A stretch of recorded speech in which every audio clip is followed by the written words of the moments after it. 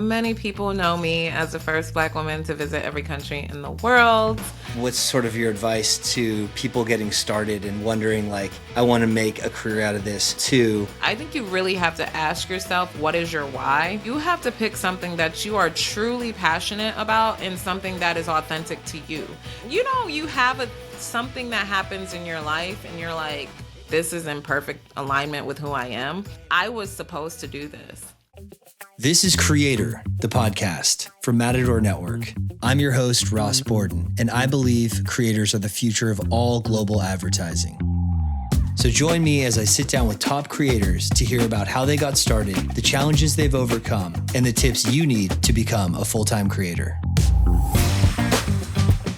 We are back with another episode of Creator, the podcast. Today we have a very special guest, Jessica Nabongo. Super excited to dive into your career as a creator and all the different things you have going on. Jessica, please, for the audience, tell us who you are, introduce yourself, and also tell us where you're calling in from today. As you said, I am Jessica Nabongo. Many people know me as the first Black woman to visit every country in the world.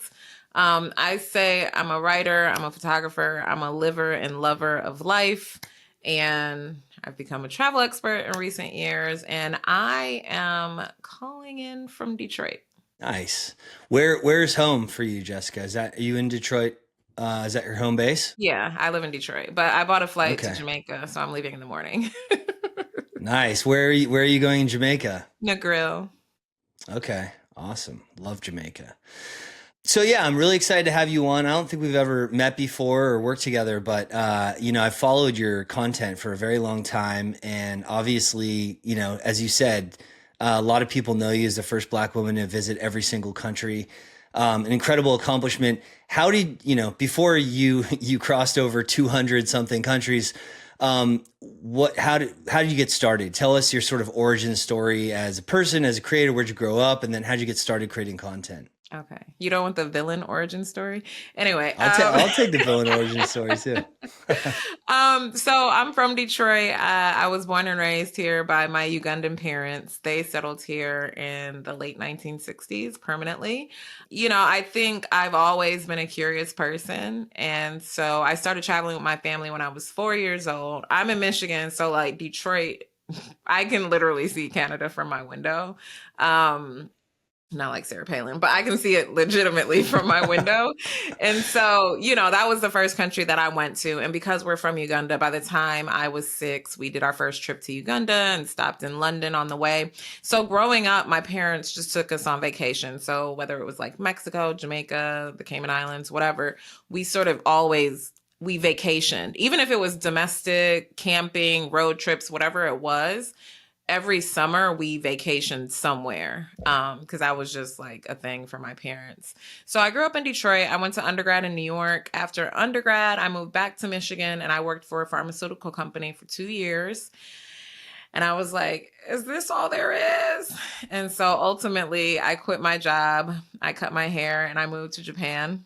And Japan was my 10th country I'd visited. I moved there when I was 23. I had never been to Asia, so that was a wild ride. Just even the plane. How did you make that decision? So you're like, I'm quitting my job and I'm moving to Japan. Just like, you always wanted to go there, but you'd never been there before and you just moved? I had a friend. I mean, these ideas are not thought all the way through, by the way. But I had a friend who was living in Japan, and I had a bad day at work one day, and I just was like, I just Googled teaching jobs in Japan. And so I've always kind of been interested in Japanese culture, not like manga and everything, but more like the language, the fashion, things like that. And also linguistically, there's some similarities to Luganda, which is my parents' native language. So I've always had a curiosity. And so I kind of looked it up and my friend was there and I was like, okay, I'm going to go to Japan. I don't think I thought it through for that long. Where in Japan did you settle? So I was in Kusatsu, but in Kansai, because there's another Kusatsu. So I was like 19 minutes from Kyoto Station. Okay, so near Kyoto, for those of us who have bad Japan geography. Yeah. And was that the same town your friend was living in? No, my friend left the country before I got there because Oh like the wow, okay. company he was working for ended up shutting down. And so Oh they all had wow. to leave the country. Yeah, it was so crazy. You're like, thanks for the inspiration, but I'm staying. So Exactly. this is my new reality. Was that hard? I Exactly. feel like Japan sometimes, like when I've been there, um, it's a place where its access is kind of tough if you don't speak Japanese, which most people don't. I have a really good friend who has made an entire life there, and he speaks perfect Japanese, and it's like so key to have him with me in any situation. But like, was that tough living there as a brand new expat, never been there, and I assume you don't speak Japanese? Yeah, so I actually got Rosetta Stone before I left, which was super helpful because it did give me, obviously I didn't understand a lot, but it gave me like a sort of foundation. It was super hard because number one, Japan is so homogenous. Like now I'm seeing their tourism numbers are off the charts. But Japan is a very homogenous country and I wasn't living in a big city. So I didn't even see other foreigners, okay? Like I had one coworker who was a foreigner. He's Korean, so he could kind of blend in. And so it was just like me, So that was kind of crazy. But what I decided to do a couple months in was I decided to put my head down and study Japanese. So I ended up doing really well and passing the like language exam for I think the beginner level, like the second beginner level. And so yeah, by the time I left, I could like have conversations with taxi drivers and like I could kind of engage in some higher level conversations with friends, but it was really cool. That's impressive. So, what year was this? So that's 0809. All right, so 0809, you're living in Japan. You've now been to, you said 10 countries. Then what happens? So then I leave and I don't want to work because I'm not a fan of working. And so before that, I applied for grad school. So now I know I'm moving to London in the fall. So I know that. So I was like, I don't want to work. I've saved money. I'm going to just travel. And so that's when my blog, The Catch Me If You Can, started. So I had a blog, Apple used to have blogs. So I had a blog through Apple when I was living in Japan, and then I moved it over to what was it, Blogspot, if y'all remember that.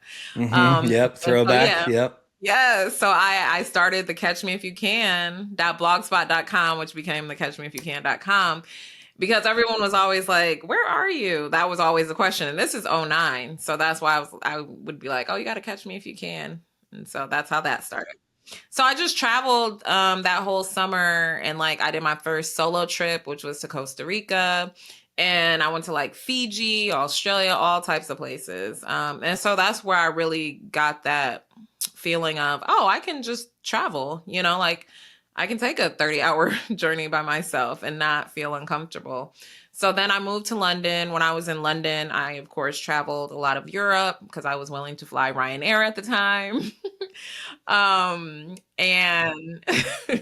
and so after that, so that was okay. So then I couldn't get a job. So I graduated. My boyfriend at the time, this Italian guy, got a job in Benin in West Africa. And I was like, I'm going with you. I have nothing to do. So I moved to Benin with him. And again, I didn't think it through because my friends are like, "You're moving to Benin with this man?" I was like, "I don't have anything else to do." And so I moved with You were him. really just going where life took you Yeah, back in because those days. It's I'm like, awesome. you can always go home. Yeah. I think, and I love my mom and, the loving home that she's created. My father passed a while ago, but I know that I can always go home. So I don't have a fear of like being out. I know I have a credit card that can afford any plane ticket to come home. So I think that's sort of like the safety net that I have.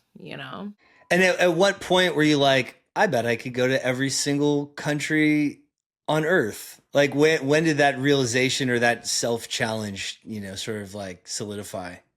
Yeah. So after that, like I went back to Rome and then I moved to DC, my first time living in the US in 7 years. Culture shock was crazy, like the reverse culture shock. And so I decided I had only been there for a year and I was like, I'm out. I had no plan. I had some savings. This was 2015. I started a travel agency. I started a luxury travel agency. And so I had been traveling, traveling, traveling. And then February 2017, I was in Bali And I had read about Cassie DePaycole when she when she first finished visiting every country in the world. And I was like, people care, because I'd always said on my blog before I read about that I plan to go to every country, and I was filling in my map every year. But I thought I would finish by the time I was like 40 or 50. It wasn't like a race. I was just like, I'm consciously filling in this entire map. But then after I read about her, I was like, oh, this is interesting. Then I fell into a rabbit hole learning about country counting and all these, and it's like a whole world I did not know about. And then I did a ton of research, and no Black woman had done it. There's one Black man who's done it, Slawek Maturi. He's half Polish, half Kenyan. We finally met in 2021, but he's been to every country in the world almost 3 times. He'll be the first person to do it 3 times, which is like Every country 3 different times. I'm like, I will Wow, never. that's I don't even insane. know if I'll do it all twice. So I mean, you said there's a whole thing about counting countries and like what? Tell us about that because I don't know about that. Oh, it's a it's a whole another universe that you never knew existed. So now people call it, like, publications now call it like extreme travelers. I think the community, they call themselves country counters, but there's just a whole thing. Nomad Mania is like the biggest group that tracks people and it builds a community of people who are like on this mission. And so once I understood that, I was like, okay, well, I'm going to be the first Black woman to visit every country in the world. At this point, I'd been to 60 countries. And I'm like, I'm going to do it by my 35th birthday, which was in 2.5 years. Or, yeah, it was like Wow. roughly. So the race was definitely on then. Right. Right. But I mean, I was competing against myself, right? Because I had some girlfriends who had been to like 100 countries. And I was like, do you want to go to every country? And they were like, no. And I was like, okay. But I didn't mention it to them because they were substantially in front of me, but they were like, that's just not a goal of mine. And I was like, okay. And so I was just kind of creeping up. And then I went. So was there like a strategy, at least for, saving money and doing it efficiently? Were you like, did you kind of put out the world map and like, okay, these 60 are already checked. What's left? How can I go to a region and do a whole bunch all at once? And how long did you spend in each one? Like, tell us about once you said, all right, this is the challenge, I'm going for it. Like, what happened then?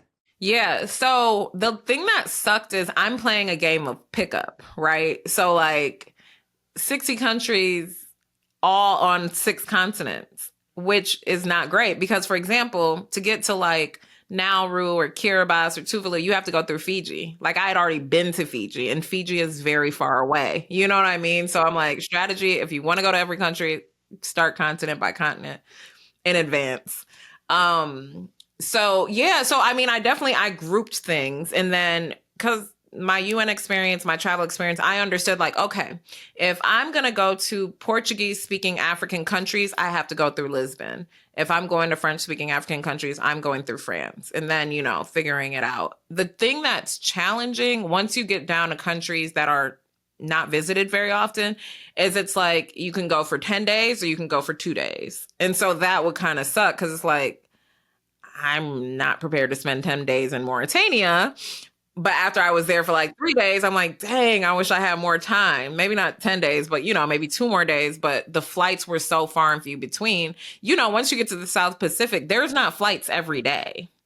Yeah. Right. So It's like weekly flights and stuff like that. Yeah. yeah, it's crazy. And people are like playing soccer on the tarmac. So, I mean, as far as like, so that was like the logistics of it. I had a Google Doc, and it was just, I had somebody who was sort of helping me figure it all out. I was using credit card points and, like airline miles. And so there was a lot of tracking. As far as like average time, there's not really an average. I did not spend the night in 11 countries of 195. So those are like micro states like San Marino, stuff like that. And then, I've lived in 5 countries, including the US. I've been to 60 countries more than once. So, I've spent significant time in many, many places. And so tell me about, so when did you like, first of all, what was the last country that you went to where you're like, I did it? And then what happened next? What was the reaction from your audience, from the world, from the media? What was it like? Yeah, so my last country was the Seychelles. I finished on Oh, my good dad's one to end birthday. on. Right. Oh, it was like well planned. Like 55 of my friends and family came. We had a huge party. My friends called it my wedding. Because we had like formal dinners and like events. And it was incredible. As far as like the media, there was a huge media blitz. BBC interviewed me in the Seychelles. There was a journalist that traveled there for Outside Magazine. So yeah, it was a pretty big deal. And then afterwards, I did a TED Talk, like I think a month later, which they called me when I was in Seychelles and asked me to do it, and I declined. And they were like, "You really, really should." I was like, "No, I want to rest my brain." But they convinced me to do it, so I did that. And I was really more or less I was chilling. I think in December, I had a big December. We went to like London, then Dakar, then Lagos, and then across. So it was like this really fun December. And I think we broke the world. Like all the people that were in Ghana in December 2019, we caused the COVID pandemic. I'm pretty convinced of that. So then Wait, COVID what do you came, like, mean? because the parties were partying. Like it was The just parties are partying. it Okay. was, yeah, because the Ghanaian president had called 2019 the year of the return. So it was like basically saying to all of the people, all the people in the African diaspora, come home. And come home we did. So it was so much fun. And so I remember after that, January I did GMA, and then I had been talking about a book. People had been reaching out to me to do a book, hadn't really settled on anything, and then it was the pandemic. Yeah, and then you did a book at some point with Nat Geo, right? Tell us about that. Yeah, so in the pandemic, it was August 2020. My editor at Nat Geo reached out on the contact us form and was like, "Do you want to write a book for Nat Geo?" I'm like, "Yes." And so Dream I email. did. Right, exactly. And so I did. So I had talked to all the major publishers by that point, and I just hadn't met anything that was a good fit. So because I never planned to write a book. That's what you should know. I didn't go into this journey like, oh, I'm gonna have a book and a TV show, and that never even crossed my mind. I went into this like, I really like travel. I'm a photographer. I'm a really great storyteller. I'm going to just do this journey and share it and do it, because it's just something I'm curious about. How does the entire world look? What do people live like in every country in the world? So getting all of this on the back end, I didn't realize. And okay, now since we're talking about being a creator, like I dropped the ball, really, because I should have taken more advantage of that journey because I could have been creating more content. I could have got partnerships and all that. I didn't do that because my brain wasn't in that headspace. So like I've seen how people are doing it now, and I'm like, oh yeah, like they're getting money for their journey because I think they just looked at the journey in a different way than I did. Yeah, I was going to ask you that actually. So, like, when you before you hit 195 or whatever, every country in the world, I assume you got tons of offers from Nat Geo for a book, brands, this and that. But before then, between the time you were living in Japan and the time you hit every single country, how were you funding your travels? Were you doing brand deals? Were you doing any other like sort of monetization at all for your journey as a creator? No. So Okay. I was working. Like I lived abroad. So I was living abroad for 7 years. So granted, I was certainly traveling, but also I was just outside of the US. And because I had jobs which were all pretty good and very well paid, I wasn't thinking like, I would blog, but it wasn't like, oh, I need to blog every week or, oh, I need to, social media didn't exist until I was like in Italy for over a year. So, or not social media, but Instagram. Instagram came out when I was living in Italy. So for me, I just didn't think about travel in that way. Before I had Instagram, I had been to over 30 countries. So I didn't know about monetizing the blog. Stupid me. Well, hard to do as well. It's probably better to have a well-paying job than being like scrounging for advertising on your blog for years and years. So the prevalence of like monetize content and creators and brands really, to your point, hadn't even happened yet. So I think it would have been harder to accomplish that goal if you were like trying to live off, partnerships rather than just having a great job and the freedom to travel, right? Yeah, exactly. And so I think so the first like trip I remember doing, I've only had in that journey, now it's different. In that journey, I had one free trip. The South African Tourism Board flew me out to South Africa and Mozambique. That's the only free plane ticket that I had in the entire journey to every country in the world. And Wow, that's so crazy. insane. And so here's what I will say. In Google Pixel, like there was a point where I stopped traveling because I had no more money. And someone from Google Pixel, I guess, had been watching. And so they did come on board and we did a deal. So like, they paid me, but then I had to create content for them. So that was great. But that was the only thing. How was I guess I want to dive in and hear about the Nat Geo book a little bit. What was that experience like? They matched you with someone on their publishing team and then you were like, this is the book I want to write, and they approved it? Or tell us what it's like to write a book for Nat Geo. Yeah, so first it just you have something that happens in your life and you're like, I'm supposed to be doing this. Like, this is in perfect alignment with who I am. I think the journey to every country in the world, certainly because I've never had food poisoning. I have 2 passports, so I only needed to apply for 17 visas out of 195, which is like crazy. But because I have an African and a US passport, Ugandan and US, that burden was like brought down for me. I have friends all over the world in a lot of countries that people say are unsafe. So I'm just like, I was supposed to do this. And so when it came to Nat Geo, they reached out to me. I did not have an agent. And they were the first publisher that wanted to help me write a book that I wanted to write. And that's why I ended up signing with them. And it was a crazy journey. Like, books have a long runway. Mine had a really short runway. So How long? How long was the runway? So from the first time I talked to my editor, which means nothing, right? You have no contract, you have nothing. From the first time I talked to her to when my manuscript was due was less than 1 year. To put it in perspective, like, I have already signed my second book deal. My book will not come out for at least 2 years. So just to like put that in perspective, because the book came out less than 2 years after our initial conversation. Like, it was on shelves. So it was rushed. It was crazy. Writing a book is not easy. I definitely have PTSD, but it's like having a kid. Once you have it in your hands, you're like, this is so amazing. I can't imagine my life without you. I don't have kids, but I imagine that's what it's like. What did the Nat Geo editor, what was her input when you first got started? Was like, we're thinking you should write this book about this. Like, what do you think about that? Or was it just like, we want you to be an author with us.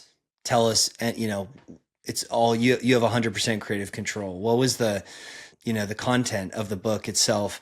Was that up to you, up to them? Was it shared creative control? Yeah. So initially, Nat Geo has this series of books, like the 100 camping places of a lifetime, 100 trips of a lifetime, 100 hotels of a lifetime. So initially we sort of saw it as part of that. So I guess the idea was like, initially, like, my favorite 100 countries. So like 100 countries of a lifetime by me, based on my experience. It kind of morphed because that kind of didn't make sense. In terms of how I was writing and how I was picking the countries I wanted to represent. So it just came to be, it was only 100 of the 195, but it basically just came to be these little vignettes on countries that I wanted to put in. So I picked the countries based on places where like I wanted to tell a story about, also based on the photography I had. Because that was another thing. I didn't make it a point in every country to make sure I was getting like really great pictures because I wasn't thinking about the potential. So that limited me with some countries. But, I'm like, this is an amazing opportunity. This is National Geographic. This is the canon of travel, right? The travel literature at the very least. So I'm like, all right, I want to tell a beautiful story about Yemen and put a picture of a beach in Yemen. I want to tell a beautiful story about the Central African Republic with gorgeous photos of people there. I wanted to take these ideas people had in their head about Iran, Afghanistan, Yemen, Sudan, South Sudan, and I wanted to tell my stories and show my images to sort of offer a different take. One that didn't feel exploitative, like, because you're an outsider looking in. I think particularly when it comes to like imagery from the African continent. But I wanted to like give a different eye, because what we know is that most travel literature is written by Western white men, right? And so this was a unique opportunity because we just don't see this level of content that is this varied, 100 different countries, written by a person of color. I don't even know if we've had that before at all. Yeah. Oh, what an amazing project. And it was great because did you use all of your own photos, 100% Jessica Nabongo photos for the book? There's one stock photo because the image we One had, I stock couldn't photo. find the high res. And so Okay. we couldn't use it. So there's one stock photo in the book. But outside of that, I either took all of the images or it's pictures of me, which was not my choice. Because some of the comments are like, oh my God, there's so many pictures of her. And I'm like, that's thanks to Nat Geo's photo editor, not me. Right. I can kind of see why they would do that. They're like, this woman's not just writing about great places, but she literally has been to all of them. So I think it's kind of important. And so you are also like a fine art travel photographer. Your work is in Christie's. Tell us about that. That sounds exciting. So crazy. So I started collecting art back in 2021. And so I met, you meet curators, people are trying to sell you art. And so I bought a piece, and the curator, Mashonda, she came to my house to bring me the piece that I purchased. And I showed her my book, and she's like, oh my God, these pictures are incredible. I was like, yeah, I took them. I was like, you want to see more? I have them on my computer. And so I showed her some more on my desktop, and she was like, what are you doing with this? And I was like, nothing. Like, should I be doing something with it? For me, it was always a hobby. Again, the problem with me is I'm not constantly thinking about monetization. So I'm not the best creator. I've done very, very well for myself, but I'm sure I could be making more money. So anyway, she just took that. And so she has an amazing program called Art Leader. So she focuses on art created by women. And so that was March 2023. Before then, but she was like, oh, we're doing a show for Women's History Month in New York. Do you want to put some work in? And I was like, okay, cool. Then she sent me a message and was like, oh, we're actually moving it to Christie's in London. I was like, what? My Yeah, that's first time showing my pretty art, and it's in prestigious. Christie's, That's that's amazing. insane. So I created these like one-off embellished photos. So basically I would take an element from the image and put it behind the picture, and the picture was floating. So for example, there was a woman in Central African Republic who was roasting plantain. So I put plantain chips down, and then I floated the image in front of that. And so it did great. I sold one piece at Christie's, which was awesome. Nat Geo book, check. Piece sold at Christie's, check. No, I'm just kidding. That's incredible though. So it wasn't just photography. It's like you did something with the photo that made it a little more artistic, that made it like an art Exactly. piece. Yeah, That's really cool. exactly. Yeah. Yeah, I'll Amazing. I'll send you pictures later. Or Yeah, that'd be you can great. insert them because y'all can Yeah, edit. we'll insert them. Well, this is Yeah, all going to I'll be on send it to you. YouTube and all the socials, so we'll check it out. I can't wait to see it. Awesome. And then tell me about like I know you didn't do brands for a long time, but are you doing brands now? I think I saw you in like a Cadillac post or the Four Seasons. Tell us about some of your favorite brand partnerships that you've done recently. Yeah, I've done a ton of brand partnerships now. Favorites, I would definitely say Four Seasons. We've done so much stuff together. It's been really amazing. Cadillac for sure.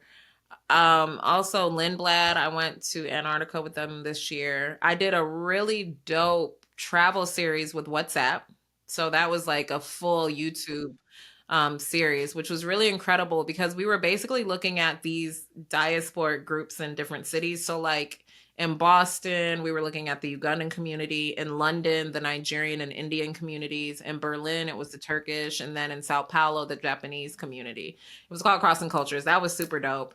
I'm trying to think who else did I love. Expedia. Oh my God. I just did a 6-month travel series with Expedia, giving my recommendations every month. So yeah, you know what? I've been really lucky, largely because I don't pitch. Whenever I pitch, I don't get anything from it. Like I pitch tourism boards and they won't even like give me a free trip. So I'm like, I don't know what I'm doing wrong if there's other creators that want to help me. That is But I'm shocking to me because there's a lot of tourism boards I feel like would really value someone who's been everywhere, who's a great photographer, who's a great storyteller. So maybe Matador, you and Matador need to work together because we work with about 350 DMOs and tourism boards, and so yeah, that's shocking to me. But you're saying the best ones find you in terms of the brand partnerships, like those are mostly inbounds. I would say like if you look at my life is 99.9% inbound, and I'm so grateful because I've just been able to do so many incredible things. I mean, I've spoken in the Maldives. I did a keynote and then I was on a panel with their Minister of Environment. Like I was hosting a conference in the south of France in Marseille. I got to introduce His Serene Highness Prince Albert. I've spoken in Peru, so it's my work has taken me all around the world. And thank God it's because people have found me. I've done media in a lot of different countries as well, which has been really helpful. And so everything has come into me, which is great because again, I think it's about alignment. I say no a lot as well. I'm very grateful that I can say no as much as I do. But for me, the name of the game is someone said to me, why look for 100 pennies when you can find 4 quarters, right? And so that's me. I'm like, I just want 4 quarters. I don't need 100 pennies. Yeah, And that's sort of like for fewer, me, bigger, better. Yep, that's good exactly. When it words of comes to wisdom. work, being a creator, it's being an entrepreneur at all, it can take over your entire life. And so for me, I rather have a little less money and more free time than, counting my pennies. So that brings up another question. I mean, you're like a quadruple threat. You have all these, you have brand deals, you have the store, which now it sounds like you're winding down. You have the books, and I want to hear about your second book. What has been the most lucrative? Where are you putting most of your time as a creator, and especially in this career as a creator? And what's sort of your advice to people getting started and wondering like, all right, I love travel too. I want to make a career out of this. So I guess two-part question. One, your personal experience and where you're focusing most of your time going forward. And then what's your advice to new creators who are just starting their progression? I love that. So for me, most lucrative is for sure brand deals. Um, but also like I'm like hourly rate speaking engagements are really really good, because it's like you just have to show up and do the thing. I don't have to post about it, I just have to be there. So I love speaking engagements, and that's also a significant portion of my income. The book, obviously you do make good money like upfront, but unless you're selling like a million books, it's not as lucrative as people think. However, the impact, so like Detroit Public Schools is using my book as a 6th grade textbook this year. So 4,000 students are going to read that book. These kids, most of whom have never been out of the country, their parents have never been out of the country. So that impact to me is super valuable, right? Like I don't care about the money. That's like, it's just mind blowing to me. But yeah, I would say those are the biggest buckets for sure. Cool. And what do you think, Jessica, what's your advice for newer creators who are just getting started, who are like, I want to do what she did, not necessarily go to every country on earth, but like make this your career. What's your advice for creators in terms of like monetizing travel, and making it their full-time gig? Yeah. So you know what? My first thing is, what is your why? I think, we are in a world of copycat and I want to do this. It looks like it's great. It looks like it's fun. I think you really have to ask yourself, what is your why? I think that you have to pick something that you are truly passionate about and something that is authentic to you. Because when it comes to longevity, longevity is based on consistency. If you're doing something because you saw someone else do it and you're not actually passionate about it, you won't be able to keep going, right? People are like, "You still travel?" Or, "Oh my God, like this year I took 79 flights." I'm like, "That's a light year." People are like, "I can't believe you still travel like that. You don't get tired?" I'm like, "I was built for this. And I've also always been doing it." You know what I mean? So like, I'm never going to get burnt out. I might get burnt out from posting, but I'm never going to not travel. That's just part of who I am. So I think it's really important. Like authenticity, I think is being overused now, but it really is the key to consistency and longevity. And I think beyond that, it's important to, of course, like know your worth. I think people are abusing that, but I do think it's important to like, if a $1 billion company asks you to do something for free, you might want to say no. So they stop doing that, which is something I still deal with. And I think, it's just really important to like find brands that align with your brand, and don't think you have to be pigeonholed into one thing, right? Like everyone is like, I do travel, I do travel. And I'm like, yeah, I also have a face. I love skincare. Like I love clothes. I love, there's other parts of me. Like I used to work for the UN. I love global affairs. So I think that you don't have to think that you must do a single thing. Like you can evolve, you can pivot, you can like do multiple things at once. Like I'm pivoting into the food space, right? So I think the biggest thing about creating is like, again, authenticity, passion, um, and just you got to be ready to take a chance on yourself. You're gonna get a lot of no's, and you gotta be your own cheerleader. Awesome. And what about the new book? Tell us about that if you can share. So the new book is called Catch Me in the Kitchen. And it's a cookbook. And so it originally started as like my 50 favorite recipes. It has now morphed into one recipe from every country in the world. And Wow. it's This with a Nat Geo, I assume, as well? this is with Nat Geo. And All like right. it Catch me in seemed the like a good kitchen. idea, but now I'm like, oh, it's a lot of work. It's a lot of Yeah, work. I But what bet. I love about it is like it was actually their idea, to be fair. But I love like the anthropological part of it, as far as like food history and like arguments. I don't know if you've heard of like the Jollof Wars. Different people think they own like falafel or like knefa. And Oh, so there's yeah. all of these like tensions, like who owns what. It's super fascinating, and like what can be considered American food, what can be considered British food. So I think beyond being an amazing cookbook, I think, in the press run I'll do, I really think that it will challenge people's ideas. It will make some people mad.